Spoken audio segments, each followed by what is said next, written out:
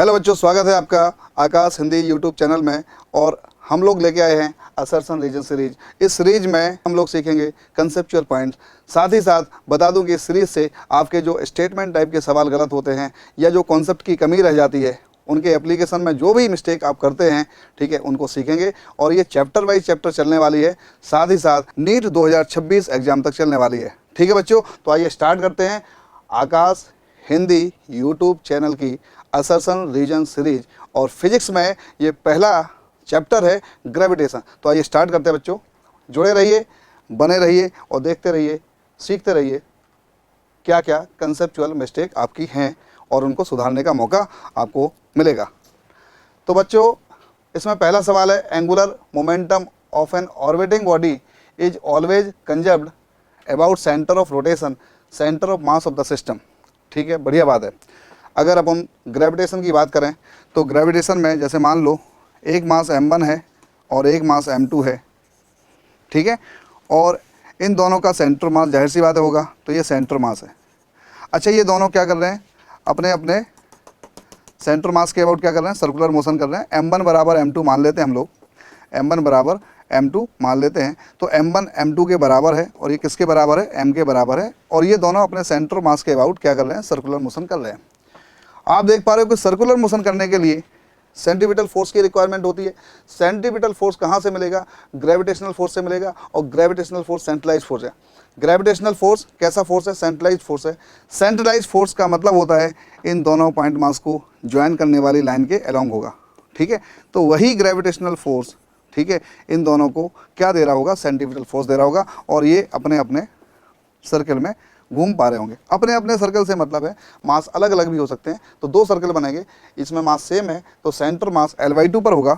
इन दोनों के बीच का जो सेपरेशन होगा उससे आधी डिस्टेंस पर होगा और ये घूम रहे होंगे सर्कल पर। तो आप देख पा रहे हो कि ग्रेविटेशनल फोर्स का जो टॉर्क है वो सेंटर के अबाउट क्या है, जीरो है कि नहीं। सेंटर मास के अबाउट ग्रेविटेशनल फोर्स का टॉर्क जीरो है।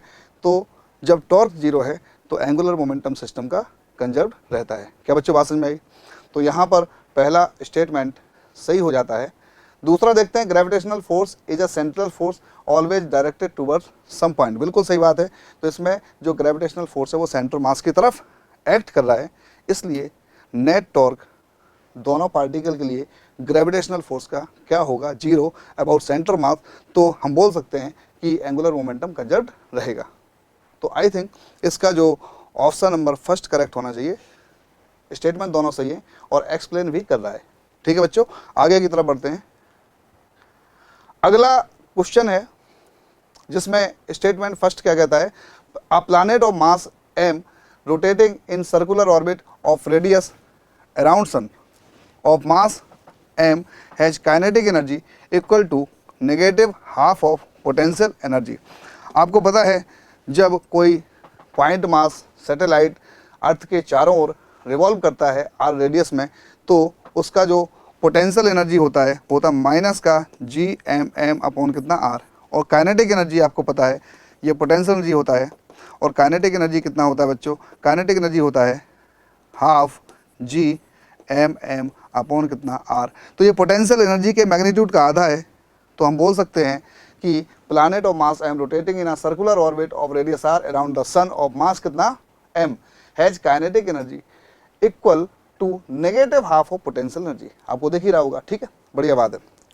तो पहला स्टेटमेंट करेक्ट हो जाता है कि अगर कोई हैवी मास के चारों ओर कोई छोटा मास मूव कर रहा है तो उसकी जो पोटेंशियल एनर्जी है वो माइनस का Gm1m2/r होती है।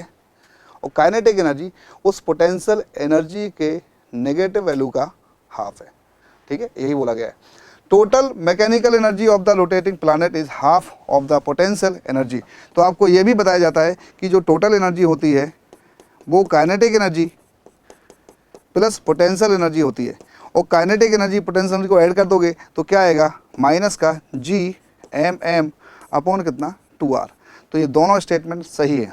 ठीक है, लेकिन ये इसको करेक्ट एक्सप्लेन नहीं कर रहा है। ये जो हो रहा है ऊपर वाला वो किसके कारण हो रहा है, वो फोर्स के इक्वेशन के कारण हो रहा है, उसके मोशन के कारण हो रहा है। तो करेक्ट एक्सप्लेन आर यानी रीजन असर्शन को नहीं कर रहा है। ठीक है, तो इसका आंसर हो जाएगा सेकंड। दोनों स्टेटमेंट करेक्ट है। ठीक है, लेकिन करेक्ट एक्सप्लेन नहीं कर रहा है। ठीक है, चलो आगे बढ़ते हैं। वॉट एवर असर्शन क्या है, whatever is gravitational potential at the surface the same continues inside the shell of mass m।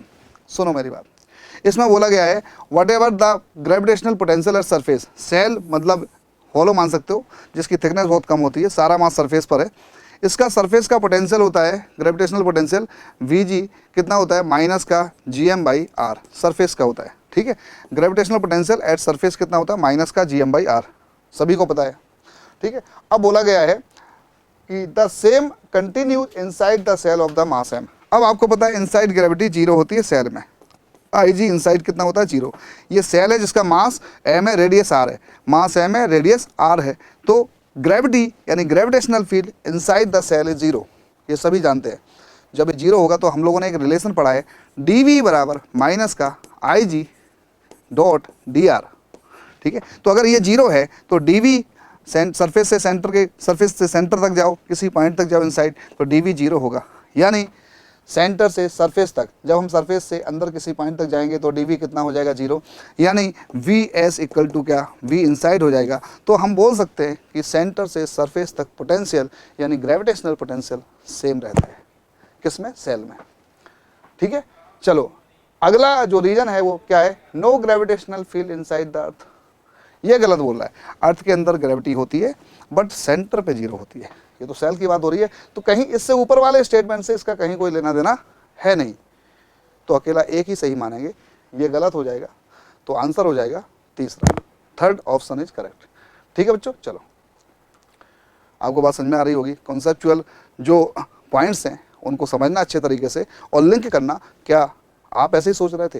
ठीक है, आगे atmosphere of moon contains no gas, अभी तक not even hydrogen whereas earth atmosphere has little amount of hydrogen also. ठीक है, सही है, statement सही है, थ्योरेटिकल पॉइंट है, जैसा है वैसा बोल दिया। चंद्रमा के सरफेस पर गैस नहीं है, एटमॉस्फेयर नहीं है, हाइड्रोजन भी नहीं है। ठीक है, जबकि अर्थ के पास हाइड्रोजन है। The escape velocity from moon is smaller than RMS velocity of the gases. ठीक है, अब देखो यहाँ पर पॉइंट बोल दिया, अगर किसी प्लैनेट पर गैस नहीं है, इसका मतलब ये है उसका एस्केप वेलोसिटी बहुत कम है, एस्केप वेलोसिटी बहुत कम है, यही बोला गया escape velocity of moon, escape velocity from moon is smaller than RMS velocity of the gases. RMS velocity ज़्यादा है, एस्केप कम है, तो सारी गैसेस एस्केप आउट हो जाएंगी, एटमॉस्फेयर नहीं रहेगा, यही बात कही गई है। अच्छा, यहाँ पर मैं आपको लगे हाथ समझा देता हूँ, ब्लैक होल की कंडीशन में ये बोला जाता है कि यहाँ पर जो V एस्केप होता है, V एस्केप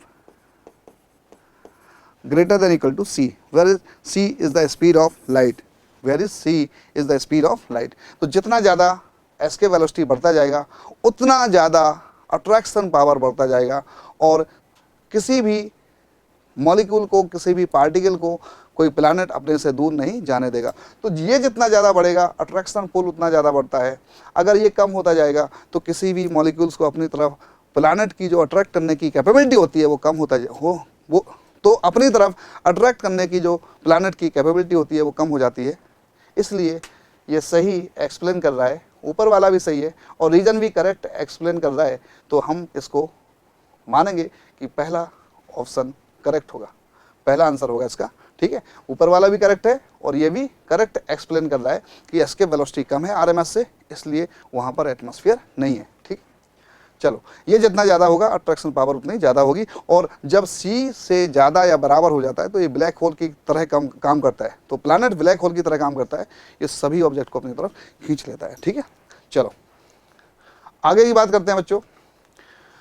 आगे एक और बढ़िया सवाल है, an astronaut in an orbiting space station above the earth experience weightlessness. Astronaut space station में वेटलेसनेस फील करता है। ठीक है, पृथ्वी के ऊपर एक परिक्रमा करने वाले अंतरिक्ष स्टेशन में एक अंतरिक्ष यात्री भारीनता का अनुभव करता है। बिल्कुल सही बात है। ठीक है, ये तो सही बात बोल दी, क्योंकि mg कहाँ लगेगा, जैसे मान लो ये अर्थ है, अर्थ के चारों ओर ये स्पेस स्टेशन, ये स्पेसशिप में एस्ट्रोनॉट ट्रेवल कर रहा है। ठीक है, तो यहाँ mg यहाँ लगा, कोई भी ऑब्जेक्ट है जो अर्थ के चारों ओर घूम रहा है, mg जो अर्थ का ग्रेविटेशनल पुल होगा यहाँ लगेगा, सेंटीपिटल फोर्स यहाँ लगेगा mv²/r, ठीक है, और ये दोनों बैलेंस हो जाएंगे तो ये वेटलेसनेस फील करेगा, ठीक है। तो ऊपर वाला सही है। An object moving around earth under the influence of earth gravitational force is in the state of free fall, ठीक है। तो ये इसी कारण से होता है, mg यहाँ सेंट्रीफ्यूगल फोर्स ऊपर लगा तो नेट फोर्स क्या हो जाता है 0, और यहाँ पर कोई भी ऑब्जेक्ट जो कि अर्थ के चारों ओर घूम रहा होता है, ठीक है, वो वेटलेसनेस फील करता है, ठीक है ना। तो ये बिल्कुल सही है और करेक्ट एक्सप्लेन कर रहा है, तो इसका आंसर भी 1 होगा, ठीक है बच्चों। चलो आगे बढ़ते हैं। Smaller the orbit of the planet Mercury around the sun, shortest is the time it takes to complete 1 revolution. सूर्य के चारों ओर ग्रह बुध की कक्षा जितनी छोटी होगी, एक परिक्रमा पूरी करने में उतना ही कम समय लगेगा। बिल्कुल सही बोला गया है। आपने केपलर का तृतीय नियम तो सुना होगा, T² समानुपाती RQ, T² directly proportional to RQ, यानी T डायरेक्टली प्रोपोर्शनल टू आ जाएगा R⁵², ठीक है। तो यही बोला गया है, सूर्य के चारों ओर ग्रह बुध की कक्षा जितनी छोटी होगी, एक परिक्रमा पूरी करने में उतना ही कम समय लगेगा। छोटा चक्कर लगाने में कम समय लगेगा, बड़ा चक्कर लगाने में ज़्यादा समय लगेगा, ठीक है। तो smaller is the orbit of the planet Mercury around the sun, shortest is the time it takes to complete 1 revolution. बिल्कुल सही बात है, स्टेटमेंट सही हो गया। अब रीजन देखते हैं। According to Kepler's first law of planetary motion, square of time period proportional to cube of mean distance from the sun. Kepler के ग्रहों की गति के प्रथम नियम के अनुसार यहीं पर यह गलत हो जाता है। प्रथम नियम के अनुसार फर्स्ट लॉ नहीं है बंधु, फर्स्ट लॉ नहीं है। कौन सा लॉ है? Third law, that is Kepler's third law, Kepler's third law. तो ये जो हो रहा है वो किसके अकॉर्डिंग हो रहा है? केपलर्स थर्ड लॉ के अकॉर्डिंग। तो स्टेटमेंट पहला सही हो जाता है, दूसरा सरासर गलत हो जाता है ना। तो इसका आंसर बनेगा थर्ड, ठीक है बच्चों, पहला सही दूसरा गलत। आगे बढ़ते हैं। If the radius of the earth were to shrink by 1%, its mass remaining unchange, ठीक है, the acceleration due to gravity on the earth surface will increases by 2%।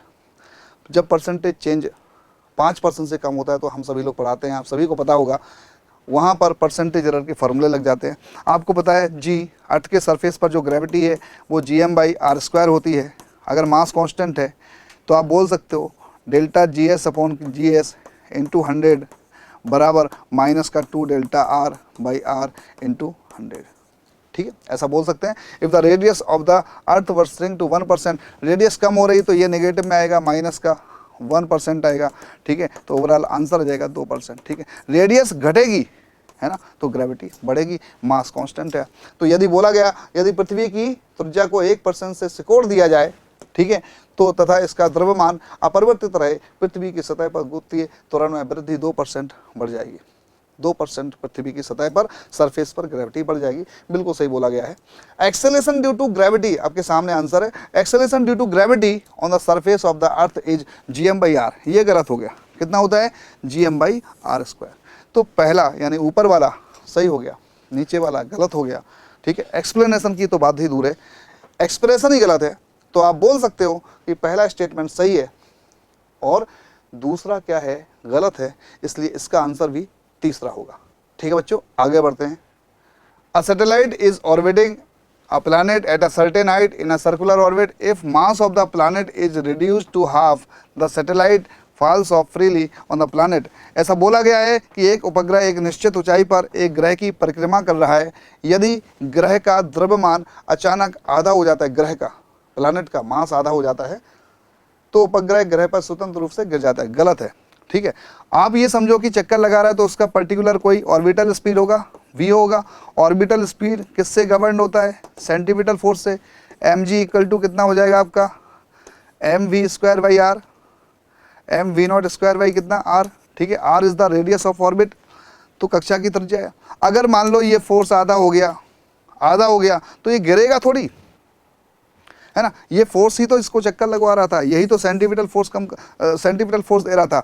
अगर इसका वेट यानी एफ जो एफ जी है, जिसको हम एम जी बोल रहे हैं, जी एम एम बाई कितना आर स्क्वायर, ठीक है। तो ये m/2 हो जाएगा। पहले कितना था, G M M by R square, force आधा हो गया, फोर्स आधा हो गया। जो नेसेसरी फोर्स था सेंटीपिटल फोर्स वो ये था, अब ये मास कम हुआ तो आधा हो गया, मतलब इसका ऑर्बिटल स्पीड भी गिर गया होगा, ऑर्बिटल स्पीड गिर गया होगा, यहाँ पर स्पीड ज़्यादा है तो ये गिरेगा नहीं प्लैनेट पे, दूर भाग जाएगा।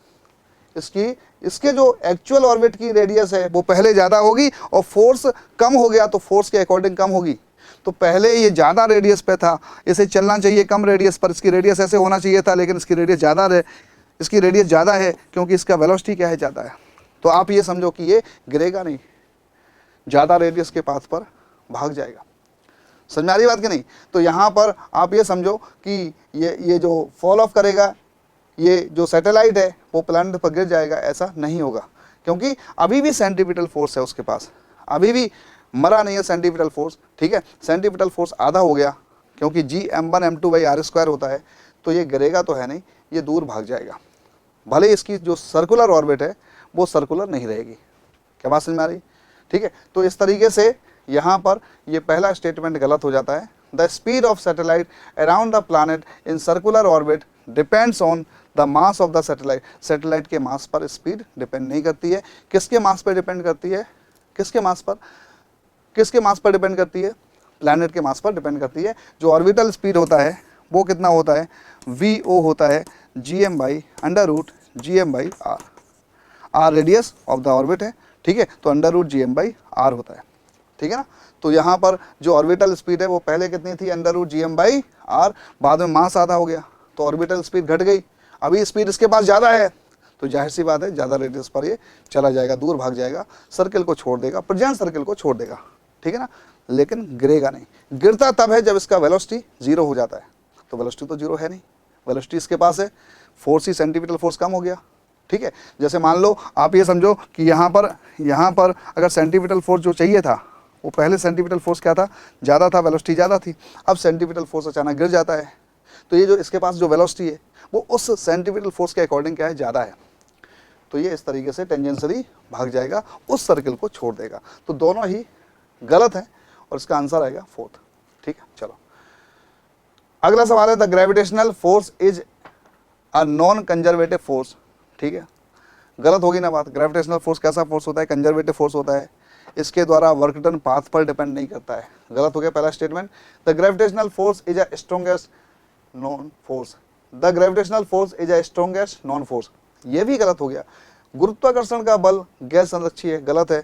गुरुत्वाकर्षण बल सबसे प्रबल बल है, गलत है। Weakest force in the nature है और संरक्षी बल है, तो इसका भी आंसर फोर्थ हो जाएगा।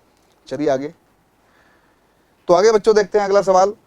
The binding energy of the satellite is independent on mass of the satellite, गलत है। जी m1 m2 बाई 2r, जो टोटल एनर्जी होती है माइनस का जी m1 m2 अपॉन 2r, और बाइंडिंग एनर्जी क्या होती है, बाइंडिंग एनर्जी होती है जी m1 m2 अपॉन कितना 2r। जितना नेगेटिव होती है उतनी ये पॉजिटिव होती है। तो ये किस पर डिपेंड कर रही है, प्लैनेट और सैटेलाइट दोनों के मास पर डिपेंड कर रही है, ठीक है। तो पहला गलत हो गया। एक उपग्रह की बंधन ऊर्जा उपग्रह के द्रव्यमान पर निर्भर नहीं करती, गलत। यहाँ तो कर रही है ना, दोनों मास आ रहे, ग्रह का भी आ रहा है, उपग्रह का भी आ रहा है, सैटेलाइट का आ रहा है, प्लैनेट का भी आ रहा है, ठीक है। Binding energy is the negative value of the potential energy of the satellite, गलत है। टोटल एनर्जी का नेगेटिव होती है, पोटेंशियल एनर्जी तो होती है माइनस का जी m1 m2 बाई आर, ठीक है। तो ये किसका नेगेटिव होती है, टोटल एनर्जी का नेगेटिव होती है। Total energy negative, binding energy positive, तो दोनों स्टेटमेंट क्या हो गए, गलत हो गए। बंधन ऊर्जा उपग्रह की स्थितिज ऊर्जा का ऋणात्मक मान है, गलत हो गया, ठीक है। तो दोनों स्टेटमेंट गलत हो गए, इसका भी आंसर फोर्थ जाएगा, ठीक है। अगला देख लेते हैं। A planet of mass m is moving around the sun in an elliptical orbit. Angular momentum of the planet about the sun remains constant but its kinetic energy changes with time. आपको बताया गया है Kepler का जो second law है उसमें law of area बोलते हैं, ठीक है। मतलब D A by D T constant आता है, D A by D T real velocity क्या होता है, कांस्टेंट होता है केपलर्स के सेकंड लॉ में। और इससे आता है, क्या आता है बेटा, dA/dt किसके बराबर आता है, L/2m के बराबर आता है। m is the mass of earth, ठीक है, L the angular momentum of the अर्थ।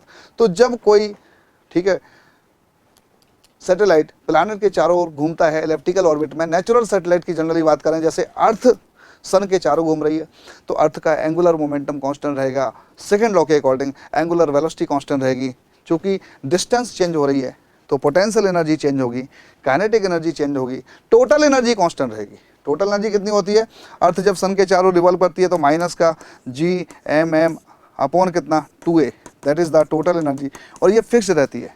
तो ऐसा बोला जाता है कि केपलर्स के सेकंड लॉ के अकॉर्डिंग सन के चारों ओर जब अर्थ रिवॉल्व करती है, तो जैसा कि आप देख पा रहे हो, है ना, यहाँ पर आर चेंज हो रहा है, पोटेंशियल एनर्जी चेंज होगी, काइनेटिक एनर्जी चेंज होगी, एक घटेगी एक बढ़ेगी, है ना। ये पी होता है पेरीहीलियन, ये ए होता है सबसे दूर वाला पॉइंट, ये एफिलियन होता है। तो यहाँ पर पेरीहीलियन पर वेलोसिटी क्या होती है, मैक्सिमम, एफिलियन पर वेलोसिटी क्या होती है, मिनिमम। काइनेटिक एनर्जी चेंज हो रही होती है। जब ए से पी की तरफ आता है तो काइनेटिक एनर्जी बढ़ती है, पोटेंशियल एनर्जी घटती है। पी से ए की तरफ आता है तो काइनेटिक एनर्जी घटती है, पोटेंशियल एनर्जी बढ़ती है। ये सब हो रहा होता है। और केपलर्स के सेकंड लॉ के अकॉर्डिंग ऊपर वाला स्टेटमेंट एकदम बढ़िया है, शानदार है। एंगुलर मोमेंटम कंजर्व रहेगा, एरियल वेलोसिटी कांस्टेंट रहेगी। इसके सवाल भी आते हैं, ठीक है। चलो, net torque on the planet about the sun is 0, so its angular momentum is conserved, ठीक है। बिल्कुल सही बात है कि हमेशा सन और अर्थ को ज्वाइन करने वाली लाइन के अलोंग ही ग्रेविटेशनल फोर्स काम करेगा। तो सन के अबाउट जो फोर्स है ग्रेविटेशनल फोर्स, उसका लाइन ऑफ एक्शन कहाँ से पास होगा, सन से। तो अगर लाइन ऑफ एक्शन और फोर्स पर ही एक्सेज ऑफ रोटेशन आ जाए, या वो पॉइंट आ जाए जिसके अबाउट हम रोटेशन या एंगुलर मोमेंटम कैलकुलेट कर रहे हैं, तो टॉर्क क्या हो जाता है, 0, ठीक है। तो अगर line of action of force यानी ग्रेविटेशनल फोर्स का लाइन ऑफ एक्शन सन से पास कर रहा है, तो सन के अबाउट एंगुलर मोमेंटम कंजर्व रहेगा, क्योंकि सन के अबाउट टॉर्क क्या रहेगा, 0। ग्रेविटेशनल फोर्स एक ही फोर्स, इकलौता फोर्स काम कर रहा है जिसका सन के अबाउट टॉर्क क्या रहेगा, 0 रहेगा। इसलिए कंजर्वेशन ऑफ एंगुलर मोमेंटम रहेगा जब अर्थ सन के चारों ओर या कोई प्लैनेट सन के चारों ओर एलिप्टिकल ऑर्बिट पर मोशन कर रहा है। क्या बात समझ में आ रही है। एक ग्रह जिसका द्रव्यमान m है, सूर्य के चारों ओर एक अंडाकार मतलब इलेक्ट्रिकल कक्षा में घूम रहा है, सूर्य के सापेक्ष ग्रह का कोणीय संवेग स्थिर रहता है। बिल्कुल सही बात है, ये सारी बातें मैंने बता दी, क्योंकि सन के अबाउट सूर्य के प्रति गुरुत्वीय बल का बलागुण क्या होगा, शून्य होगा, और बलागुण शून्य होगा तो कोणीय संवेग संरक्षित रहेगा। सूर्य के सापेक्ष ग्रह का कोणीय संवेग स्थिर रहता है, लेकिन इसकी गतिज ऊर्जा समय के साथ बदलती रहती है, क्योंकि टोटल एनर्जी नियत है। एक ऊर्जा घटेगी दूसरी बढ़ेगी, काइनेटिक एनर्जी बढ़ेगी तो पोटेंशियल घटेगी, पोटेंशियल बढ़ेगी तो काइनेटिक घटेगी। सूर्य के सापेक्ष ग्रह पर बलागुण शून्य होता है, जैसा कि मैंने आपको बताया केपलर्स के सेकंड लॉ के अनुसार, इसलिए इसका कोणीय संवेग संरक्षित रहता है। तो बच्चों दोनों सही है, और नीचे वाला इसको करेक्ट एक्सप्लेन भी कर रहा है, इसका एक्सप्लेन भी बढ़िया दे रहा है, एक्सप्लेनेशन अच्छा है। टॉर्क 0 इसलिए एंगुलर मोमेंटम कांस्टेंट है। तो दोनों स्टेटमेंट सही है, करेक्ट एक्सप्लेनेशन है, इसका आंसर जाएगा 1। तो बच्चों प्रारंभ हो चुका है असर्शन रीजन सीरीज का। आपके जो कंसेप्चुअल मिस्टेक्स होती हैं उनको सुधारने का समय अब आ गया है। तो आप जुड़े रहिए आकाश हिंदी यूट्यूब चैनल के साथ और सुधारते रहिए, इम्प्रूव होते रहिए। हर चैप्टर के अपने बी कॉन्सेप्ट कॉन्फिडेंस बनाए रखिए। ये सीरीज चलेगी नीट 2026 एग्जामिनेशन तक। ठीक है बच्चों, okay, thank you, love you all.